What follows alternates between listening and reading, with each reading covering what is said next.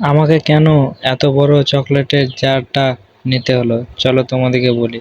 তার আগেই আমি আরো কিছু মাল বাজার থেকে নিয়ে এসেছিলাম, যেমন ভুজিয়া প্যাকেট, ছোট প্যাকেট, বড় প্যাকেট, যেগুলো এখন আমাদের এখানে বিক্রি হয়। তারপর হরলিক্স বিস্কুট নিয়েছিলাম, বড় হরলিক্স বিস্কুট।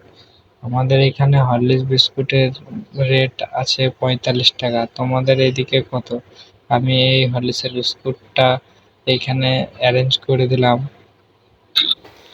তারপর দেখি যে আমার 10 টাকাওয়ালা সুগার ফ্রি জায়গাটা একদম ফাঁকা, তাই আমি 10 টাকাওয়ালা সুগার ফ্রি পেটিটাকে কেটে নিচ্ছি।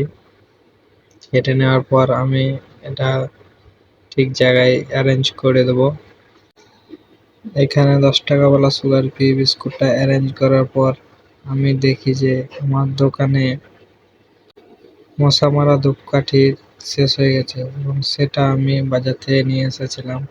তারপর প্যাকেটটা কেটে মশা মারা ধূপকাঠিগুলো বার করে নিয়ে দেখি যে ধূপকাঠিগুলো চেন হিসাবে লাগানো আছে, সেগুলোই আমি এক পিস এক পিস করে কেটে নিলাম, যাতে আমাকে কাস্টমারকে দিতে সুবিধা হয় সেই জন্য।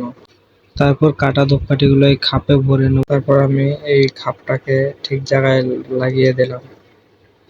এখানে চকলেটের বড় জারটা কেটে দেখলাম একটা গ্লাস দিয়েছে, এবং এরপরেও তারপরে একটা বড় আমাকে বালতিও দিয়েছে ফ্রি, এবং বালতির পয়সাটা অবশ্যই চকলেটের সাথে ধরে নিয়েছে, আমি জানি।